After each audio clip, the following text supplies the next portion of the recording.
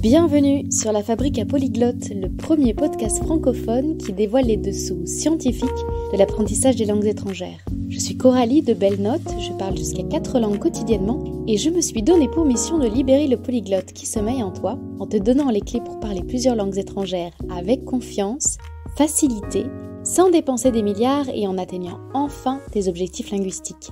Si le sujet te parle, n'hésite pas à t'abonner au podcast pour faire un pas de plus vers une vie multilingue. Comment tu te sens si je te dis que notre invitée du jour c'est Catherine Angus de English with Catherine ou si c'est Catherine Angus de English with Catherine? Parce que c'est notre sujet du jour. Bonjour à tous les polyglottes en herbe et les passionnés de langues étrangères qui écoutent. Dans cet épisode, dans ce 10e épisode de la Fabrique à Polyglotte, on va aborder un sujet qui concerne beaucoup d'entre nous et pourtant qui est très peu nommé et très peu étudié. Il s'agit de la discrimination linguistique. C'est le fait de se faire traiter différemment ou de traiter nous-mêmes différemment quelqu'un en fonction de son accent dans une autre langue ou même carrément dans sa langue maternelle. Et là, je parle des accents régionaux. Est-ce que vous avez déjà été jugé ou moqué à cause de votre accent en parlant une autre langue que votre langue maternelle? Ou peut-être que vous avez vous-même des préjugés envers les accents étrangers? Si c'est le cas, cet épisode vous apportera des informations que je qualifierais de cruciales. Aujourd'hui, avec notre invitée, Catherine Angus de English with Catherine, nous allons vous aider à lutter contre les stéréotypes liés aux accents et à comprendre comment cela peut affecter notre vie quotidienne, notre carrière et nos relations sociales. On va confronter ce qui se passe en France, pour le français, sur la base du travail de Philippe Blanchet sur les discriminations liées à la langue et sur ce que c'est Catherine de l'anglais au Canada et de sa propre expérience à elle avec le français, car il est important de se sensibiliser à ces sujets pour faire évoluer notre société vers plus de tolérance et de respect de la diversité linguistique. Alors prêt à apprendre comment être plus bienveillant envers les accents et envers soi-même d'ailleurs en premier lieu, pour booster votre apprentissage? Oui, prêt à combattre la glottophobie? Ça, c'est le petit nom glottophobie donné envers cette intolérance dont on peut faire montre vis-à-vis des accents. D'ailleurs, je vais prendre une minute pour vous donner la définition de Philippe Blanchet. Il s'agit du mépris, de la haine, de l'agression, du rejet, de l'exclusion de personnes, de la discrimination négative effectivement ou prétendument fondée sur le fait de considérer incorrectes, inférieures, mauvaises certaines formes linguistiques usitées par ces personnes. Tout un programme. Avant de vous laisser à l'entretien du jour, un petit rappel. Pour vous aider à appliquer chaque épisode de podcast, nous avons créé une newsletter qui s'intitule Papier Crayon et qui vous aide à mettre en pratique ce qui est dit et ce qui est enseigné dans chaque épisode. Pour vous inscrire, rien de plus simple, rendez-vous sur le lien qui est situé dans la description de cet épisode. Sur ce, je vous souhaite une bonne écoute. Bonjour Catherine, je suis très heureuse de t'avoir avec moi sur la Fabrique à Polyglotte aujourd'hui. Comment tu peux te présenter à nos éditeurs avec tes mots? Premièrement, merci Coralie pour l'invitation aujourd'hui. Je m'appelle Catherine, je suis canadienne d'Ottawa et je suis un prof d'anglais sur ligne et aussi je fais un podcast pour les apprenants et apprenantes d'anglais qui s'appelle Here You Go. Oui, et c'est après avoir découvert un épisode de Here You Go sur les accents que j'ai eu envie qu'on se réunisse pour parler de ça. Mais avant, j'aimerais qu'on apprenne à te connaître mieux. Ta relation avec les langues, c'est quoi? Quand est-ce que tu es tombée dans le bain des langues? Combien de langues tu parles? Raconte-nous. Bien, j'ai 54 ans, alors j'ai une longue histoire avec les langues. Anglais, c'est ma langue maternelle, mais comme j'habitais et j'habite encore à Ottawa, une ville bilingue, ma mère a décidé qu'on irait à l'école d'immersion. Alors, pour beaucoup d'années, depuis que j'étais 5 ans jusqu'à 19 ans, j'allais à l'école d'immersion et quand on était tout petite, c'était tous les jours en français seulement. Mais en réalité, je me souviens pas de ce qu'on faisait dans les cours. Je me souviens des dictées et les cahiers de grammaire, mais pas beaucoup de ces années quand j'étais très jeune. Quand j'étais un peu plus âgée, je me souviens lire Zola et Victor Hugo, les grands hommes de France. Mais j'ai un regret et c'est que quand j'ai allé à l'université, j'ai pris aucun cours en français. T'avais plus envie de l'étudier? C'est c'est fini? Vous savez, je pensais que j'étais bilingue. Alors, je suis bilingue. Ça va.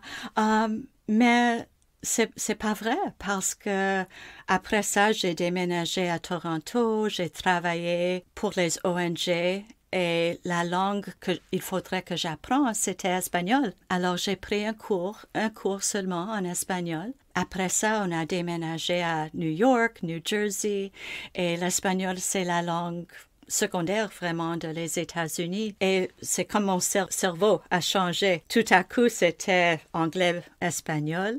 Il y avait des fois où j'entendais le français à New York et je pouvais comprendre ce que les gens disaient. Mais quand j'ai fait le retour à Ottawa, j'ai compris que, mon Dieu, j'ai oublié mon français et je suis vraiment contente de recommencer un parcours en français. Mais c'est vrai que c'est un sujet dont on parle peu. Quand faire une pause? Quand est-ce qu'on peut s'arrêter dans une langue? Combien de temps on peut s'arrêter? Et puis après, il y a des moments où on a des choix à faire parce que je pense que le moment où tu as appris l'espagnol, c'était peut-être pas le moment non plus de travailler le français et c'était juste à ce moment-là d'être avec l'espagnol aussi, quoi. Oui, et j'ai peur maintenant que j'oublierai tout ce que je sais en espagnol. Alors, je t'envoie vers le podcast qui sortira dimanche avec Steve Kaufmann qui parle de l'oubli, qui est aussi bon et qui est aussi nécessaire.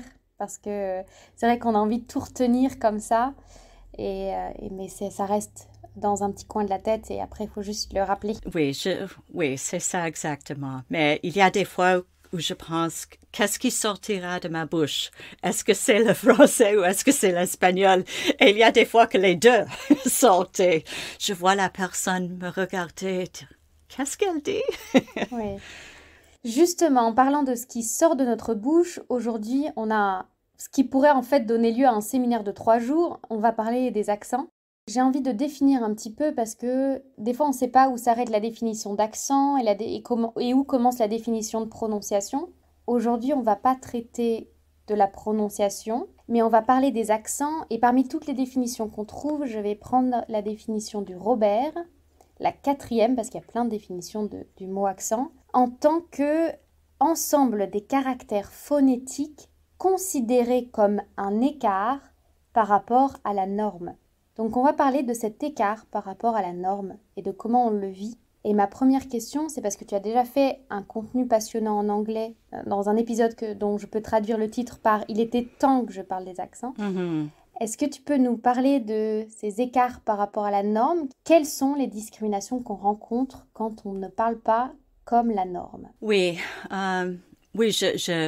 j'enseigne la prononciation. Alors, c'est pour cette raison que je voulais faire un épisode en parlant de l'accent. Parce que notre accent, c'est vraiment notre marque de fabrique, notre identité. Et je veux jamais que les élèves pensent qu'ils font jeter leur identité, leur accent dans la poubelle parce que c'est pas l'objectif de tout. Mais c'est nécessaire, je crois, de parler de la réalité qu'on peut confronter la discrimination quand on ne parle pas avec cet accent de norme. Mais je demande toujours, c'est quoi la norme? Parce que moi, je parle anglais comme une personne du Canada central, Ontario. On parle un anglais différent en Terre-Neuve. Et on sait les différents anglais, les Australiens, les Écossais, les Irlandais. Alors, c'est quoi la norme? Et je veux jamais qu'un élève pense que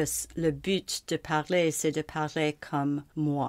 Mais nous vivons dans les sociétés avec beaucoup de préjugés et en ce moment, je crois, c'est un moment autour du monde où on a beaucoup de divisions et l'accent, c'est une manière donc les personnes divisent les personnes et c'est lié à la xénophobie, à le racisme et c'est pour ça qu'on doit parler de la discrimination, de l'accent. Et c'est un sujet d'autant plus important qu'il est assez invisible. On va parler des discriminations de genre, on va parler des discriminations raciales, mais la discrimination linguistique, et c'est pas forcément que moi qui le dis, c'est aussi Philippe Blanchet, je vais beaucoup le citer aujourd'hui parce que j'avais pas envie d'arriver avec que ma propre expérience, mais d'apporter aussi un point de vue un peu plus universitaire sur l'étude des accents, elles sont inconnues, ces discriminations, et elles sont négligées, et elles sont même, pour le cas de la France, institutionnalisée, puisque la norme, elle vient aussi bien du groupe de locuteurs, qui est voilà, la norme qui viendrait d'un peuple ou de certaines communautés, et elle vient aussi bien des institutions. En France, on a l'académie, les médias, etc., etc. Donc oui, quelles sont les discriminations, les moments invisibles, enfin, où on ne se doute pas, mais où on est jugé sur notre accent? Est-ce que tu as des exemples concrets à donner? Oui, je vais commencer premièrement par dire heureusement, quand je parle avec mes élèves, la plupart de leurs rencontres avec les Américains ou les Canadiens sont bien. Il me dit que la plupart des gens sont gentils et accueillants, mais quand même, il y a des expériences qui brisent, qui cassent notre cœur. Cette semaine, une de mes élèves, elle vient de Taïwan. Elle pleurait presque en me racontant une situation où elle conduisait. Il y avait beaucoup de neige cet hiver et elle avait un sentiment qu'elle ne pouvait pas conduire dans la neige. Et un monsieur, il parlait avec elle et elle avait tellement peur que tout ce qu'elle disait ne sortait pas bien. Et il a changé son manière d'être frustré avec elle pour comment elle conduisait. Il a attaqué comment elle parlait. Et c'était tellement cruel. Il y a les autres fois, une élève à New Jersey a vu cette expérience. Cette semaine, une élève de Mexique m'a dit qu'elle aussi a eu cette expérience. Ils ont allé à l'urgence. Et aux États-Unis, quand on va à l'urgence, il y a les personnes qui parlent anglais et espagnol. Et en ce moment, elle voulait parler en espagnol parce que c'était une situation pour son enfant. Et elle voulait parler dans sa langue maternelle. La personne a dit non, on parle anglais seulement. Seulement anglais. Elle était tellement... Je ne sais pas comment expliquer ses sentiments parce que elle sentait trahie, je pense, par cette expérience, parce qu'elle voulait communiquer en anglais, elle savait qu'elle a un accent, elle savait qu'elle faisait beaucoup de fautes. Alors, pour être plus claire, elle voulait parler espagnol, et c'est pas marché. Et ces expériences sont les expériences de discrimination, est-ce qu'on peut dire extérieure, la discrimination vécue, réelle, mais je pense que la plupart du temps, on a un sentiment que c'est un problème à l'intérieur à cause de ce qu'on voit dans la société. Alors, on a un sentiment que les gens veulent qu'on parle dans cette manière. Alors, qu'est-ce que je vais faire? Est-ce que je parle ou non? Est-ce que je montre que j'ai un accent ou est-ce que je dis rien? Parce qu'ils sont gênés d'être vus comme une étrangère. C'est-à-dire qu'on va générer, ça peut générer de l'autocensure. Exactement. Et en fait, il y a des phénomènes très très différents sur les accents. C'est pour ça que j'ai dit qu'on pouvait en faire un séminaire de 3 jours. Parce que les personnes qui sont par exemple très attachées à leur identité, elles ont peur de perdre leur accent et elles vont le tenir, s'y accrocher fermement. Donc il y a des phénomènes très intéressants. Et ça aussi, c'est intérieur. C'est une peur intérieure d'être déloyale envers sa langue maternelle. Oh, bien sûr. J'ai travaillé avec une madame à New York. Elle était française et elle vivait à New York pour 30 années. Mais oui, elle tenait bien fort à son accent français. Et pour moi, c'est ce qu'on doit faire. C'est qui nous sommes. Ton conseil pour lutter, là on va parler de lutter contre les discriminations extérieures dans un premier temps. Ton conseil ce serait d'assumer son accent. Comment tu conseillerais de lutter à quelqu'un de lutter contre les discriminations à l'emploi, les discriminations dans le voisinage? Je crois que c'est un process, un parcours de construire confiance plus que d'autres choses. Parce que, bien sûr, ici au Canada, on a les lois pour lutter contre la discrimination. Si on expérience une discrimination de l'emploi ou de logement, on a les recours légaux. Dans les autres cas, avec mes élèves, je fais 2 choses. J'utilise les ressources pour écouter, donc il peut entendre beaucoup d'anglais. Il peut entendre quelqu'un qui vient de Kenya parler en anglais, quelqu'un qui vient de Japon parler anglais, quelqu'un qui vient d'Australie, Canada, pour renforcer qu'on a plusieurs anglais. Et leur anglais a la même valeur que tous les autres. L'autre chose que je fais, je veux qu'ils voient les personnes que dans notre société on dit ils ont bien réussi. Ils sont les personnes avec beaucoup de pouvoir. Peut-être c'est quelqu'un qui parle en anglais aux Nations Unies, quelqu'un qui parle anglais, qui est un ambassadeur, que leur langue maternelle est espagnole, mais ils parlent sur une YouTube vidéo en anglais, avec leur accent propre. Quand ils voient que ces gens-là, les gens qu'on admire, parlent sans être gênés, j'espère leur assurer que leur accent, comme j'ai dit, a la même valeur. Et récemment, si je peux te parler un peu plus de ça, j'ai vu une vidéo sur un chef espagnol. Son nom est José Andrés. Il est espagnol, mais je crois il vit aux États-Unis. Il a une ONG qui s'appelle World Food Kitchen ou World Central Kitchen. Il a beaucoup d'énergie. Il est un grand chef, il a une passion pour la nourriture et il parle en anglais avec tellement d'assurance, tellement de confiance. Je crois qu'il est un modèle que j'espère montrer avec mes élèves. Que, regarde, José, regarde comment il a la confiance quand il parle. Super chouette. Et comment tu en es arrivé justement à choisir cette spécialité de la prononciation et de créer en fait les accompagnements que tu crées aujourd'hui? Oh, c'était par accident. Oui. C'était par accident.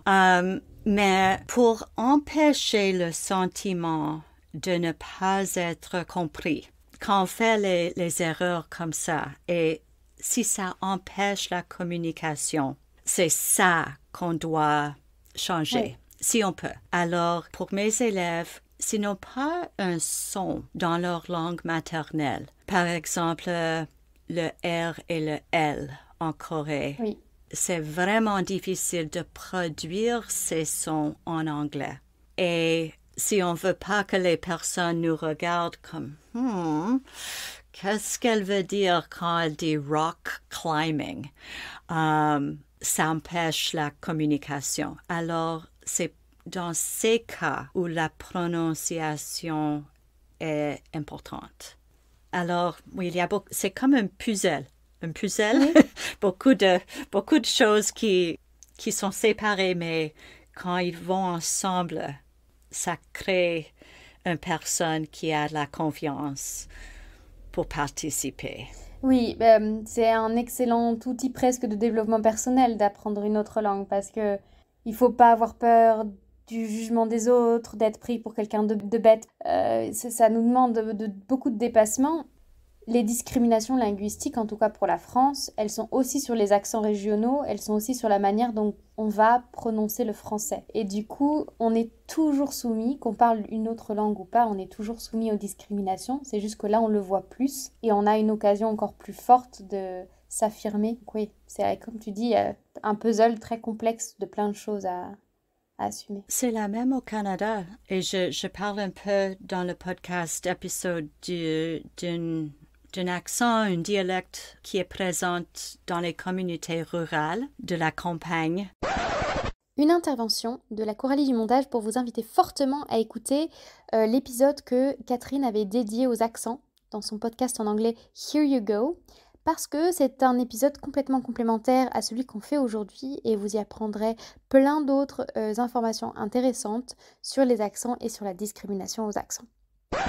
Et oui, c'est une discrimination d'éducation parce que on peut penser, oui, ils n'ont pas une éducation assez élevée, ils parlent comme ça. Mais il y a une série de télévision sur Netflix qui s'appelle Letterkenny. Et je l'aime beaucoup parce que les gens dans cette série, c'est canadien, les gens parlent avec ce dialecte de campagne. Mais ce qui est vraiment charmant dans cette série, c'est que les actions des personnages, nous sommes bouleversés par leurs actions qui sont vraiment tolérantes, vraiment progressives, vraiment modernes. On voit qu'ils sont les gens modernes avec les complexités et la manière dont ils parlent a rien de faire avec la manière dont ils vivent dans la société. Ils sont comme nous. C'est le message. On doit jeter les préjugés de cet accent rural contre l'accent de norme, comment on parle à Toronto, comment on parle à Vancouver.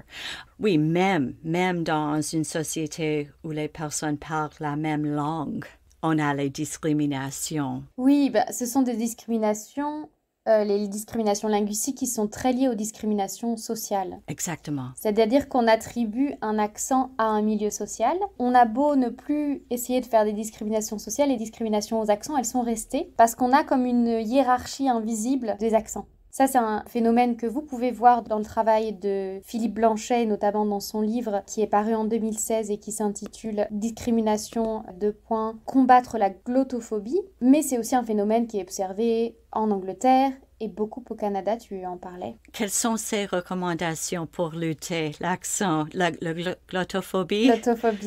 Glottophobie. En fait, comme il parle de ces deux phénomènes, c'est-à-dire qu'il y a les réactions spontanées donc du peuple qui va naturellement créer des nouvelles manières de parler, et un deuxième phénomène qui est la glottophobie institutionnalisée, ça va dire la télévision qui va dire on prend que des présentateurs ou présentatrices qui parlent sans accent, etc. Lui, il donne surtout des solutions par rapport à la glottophobie institutionnalisée. Et il donne pas une vraie solution dans le sens où il invite la norme à s'adapter au nouveau langage, donc plutôt des contre-normes ou d'autres normes aux normes. Donc il va plutôt être dans cette logique-là.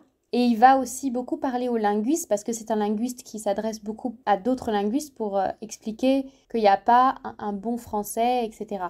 Moi, si je crée cet épisode, c'est pour qu'on parle de l'autre phénomène, qui est le phénomène du peuple. Tu parlais de l'anglais comme lingua franca, c'est-à-dire comme langue qui est une langue intermédiaire où on sait qu'il y a plus de locuteurs qui parlent l'anglais en tant que seconde langue qu'en langue maternelle. Donc le peuple, nous, on est en force parce qu'on est en nombre. La langue, c'est un rapport de force entre l'institution et ce qui se passe entre les locuteurs, et c'est ça qui est fascinant. Exactement. Et c'est pas un phénomène, comme tu dis, c'est un phénomène commun avec toutes les langues. Oui, dans le français, l'espagnol, l'anglais, on peut se communiquer avec une grammaire, avec beaucoup de fautes, avec des accents, avec... oui, moi, je fais 100 fautes aujourd'hui, mais on parle, on échange les idées. C'est ça. Et du coup, ça nous fait prendre plus conscience des rapports de pouvoir, mais on peut se dire, si je suis plus tolérant avec les gens que j'écoute, souvent, on est plus tolérant envers soi aussi et notre propre accent. Et déjà, l'individu a une marge de manœuvre, je pense, sur la glottophobie. Oui, et je veux croire qu'en étant un pays établi à la même fois anglais-français, pour toute notre histoire, on est un pays bilingue.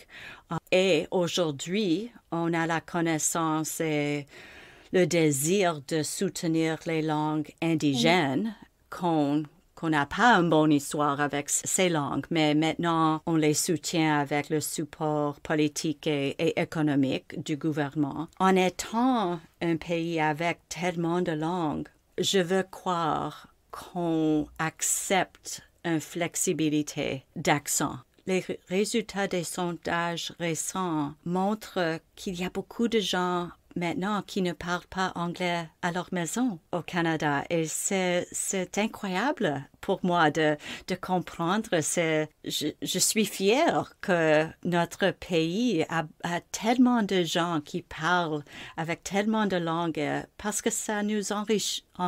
Ça nous enrichit, oui. Oui, enrichit. Et c'est passionnant parce que, par exemple, si on prend le Luxembourg, les langues cohabitent très très bien.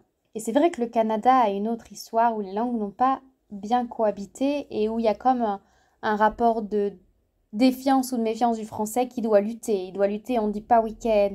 Il y a eu un rapport plus de force. Et ça, effectivement, ça se vérifie dans l'histoire et ça crée des différences de rapport entre les gens. C'est ça. c'est ça. Mais si on fait la décision d'habiter ensemble, on doit accepter et on doit célébrer les complexités mais sans jugement. C'est ça, on n'a pas besoin de jugement. Mais peut-être je suis naïf, je sais pas. Célébrer, c'est un mot magnifique.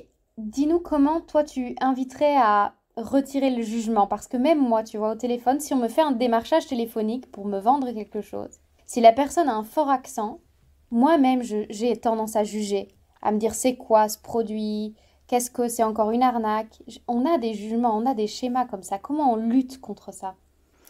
Je pense que la seule manière qu'on peut faire ça, c'est de continuer à parler de les expériences que les gens qui utilisent une autre langue pour vivre. Si on peut comprendre leur parcours. Moi, je pense que les histoires, plus que les sondages scientifiques, je crois que les histoires personnelles, comme je t'ai dit plus tôt dans le podcast, si on parle des expériences mauvaises, mais aussi les expériences positives, et si on partage ces histoires, si nos politiciens parlent de ces histoires, j'espère qu'on peut lutter contre ces préjugés. Mais c'est un défi difficile. C'est difficile, mais en apprenant une langue, une deuxième langue ou une troisième langue ou une quatrième langue, c'est vrai que c'est le moment où on peut effectivement prendre conscience des moments où on se juge, où on juge les autres. Mais tu l'as dit aussi, témoigner, écouter des témoignages et des histoires, c'est aussi un excellent moyen de prendre conscience. C'est ça, prendre conscience déjà avant d'arrêter de juger de ce que c'est que de parler une autre langue. Justement, j'avais envie de te faire vivre une expérience du jugement. Je vais te donner le lien d'une vidéo qui, moi, m'a beaucoup touchée il y a 15 ans quand elle est sortie et qui est un entretien, ou plutôt un TED Talk, du designer français Philippe Starck. Donc, je vais te donner le lien. Je vais t'inviter à écouter les 5 premières minutes et après, à chaud, je voudrais qu'on en parle. Donc, vous, chers auditeurs, je vous laisse écouter ces minutes de discours en anglais de Philippe Starck et on se retrouve juste après. You will understand nothing with my type of English. It's good for you because like that you can have a break after all these fantastic people. After, I must tell you, I'm very like that, not very comfortable. Because usually in life, I think my job is absolutely useless. Means I feel useless. Now, after Caroline and all the other guys, I feel like a shit. And definitively, I don't know why I am here, but that looks like, the nightmare, you can have that, like you are imposter. You arrive at the opera and they push you and say, you must sing, and I don't know, dude. Je t'ai vu sourire, toi en tant qu'anglophone, quand tu entends ça. Quelles sont les premières choses que tu ressens qui sont en toi? Il avait une confiance quand il parlait. J'aime qu'il parlait avec la... Oh, c'est un mot difficile pour moi. Humour. C'est un mot que je travaille sur. Et ça me fait penser à ce que je te disais de José Andrés. C'est la même énergie? Oui, c'est ça, une énergie. C'est ça que je veux que mes élèves prennent. Je savais pas, tu vois, je me suis dit peut-être que on peut penser encore à un français arrogant qui prend même pas la peine de faire un bon accent. Tu vois, je voulais savoir quelles étaient les pensées qu'un anglophone pouvait avoir. Pas moi, non, mais je pense au sujet de ça beaucoup. Dans ma vie professionnelle, avant que j'étais professeur et maintenant, on adapte notre écoute aux accents, aux comment les gens parlent. Et il y a beaucoup de fois que moi, j'entends rien de leur accent, leurs erreurs, parce que je suis tellement concentrée sur le message. Mais oui, peut-être il y a les gens qui répondent avec un sentiment négatif, mais pour moi, c'était beaucoup d'humour. Quand j'ai découvert donc cette vidéo, j'étais au lycée et ça m'a fait un choc, mais un choc positif parce que j'avais toujours cru que il fallait parler comme un natif. Et du coup, comme Philippe Stark, je le trouvais cool, je me suis dit, ah tiens, il assume de manière cool le fait de parler avec un accent plus français, je suis pas sûre qu'on puisse faire. Et je me suis dit, on peut ne pas parler comme un natif et être cool. C'est ça. Et quel natif? Quel natif? C'est toujours quel natif? Quelles sont leurs plus grandes craintes à tes élèves quand ils viennent te voir? C'est de ne pas être comprise. Qu'est-ce qui les bloque le plus souvent, dont on n'aurait peut-être pas déjà parlé? Oui, je pense que c'est une anticipation d'être jugé avant de venir au Canada. Et après, quand il a des expériences positives, je crois que c'est plutôt un bloc d'intérieur.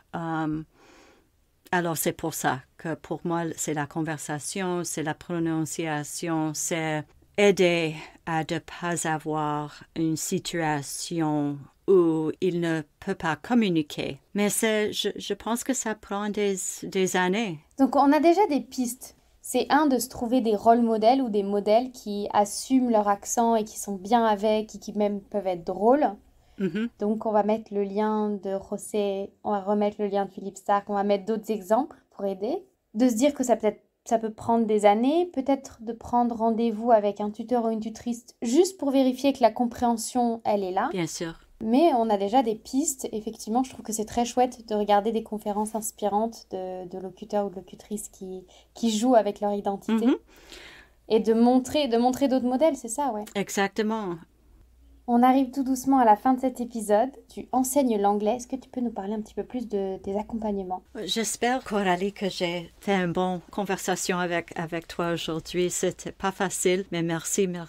Oui, je lance le podcast Here You Go 2 fois par mois. Et en plus de ça, j'enseigne les groupes très petits, les groupes de prononciation pour les professeurs d'anglais. Et aussi, j'ai des clients privés qui sont aussi les professeurs d'anglais, mais aussi dans les différentes industries, les ingénieurs, les professeurs à l'université. Alors, oui, j'aime beaucoup enseigner, j'aime beaucoup faire le podcast. Je pense que vraiment l'écoute et parler sont liés. Et c'est pour ça que j'ai lancé Here You Go. C'est vraiment pour les apprenants et apprenantes intermédiaires, mais j'aime pas beaucoup parler des niveaux parce que je pense que chaque épisode peut offrir quelque chose à chaque personne. Et même pour une première entrée en matière, ton compte Instagram, il y a des petites vidéos où tu donnes pas des astuces, mais tu parles de différents types de prononciations qui peuvent être très intéressantes parce qu'on peut se dire, déjà, ça donne une petite aperçu du fait qu'on a plein de manières de parler l'anglais ou de prononcer l'anglais. Oui, merci. J'oublie toujours Instagram. Ça prend beaucoup de mon temps, mais quand je pense à ce que je fais, je jamais pense à l'Instagram. Mais oui, je suis là. Est-ce que je peux dire je suis folle, je suis fou à l'Instagram. Mon manière, c'est de m'amuser avec la langue sur Instagram parce que la vie est stressante, la vie est sérieuse.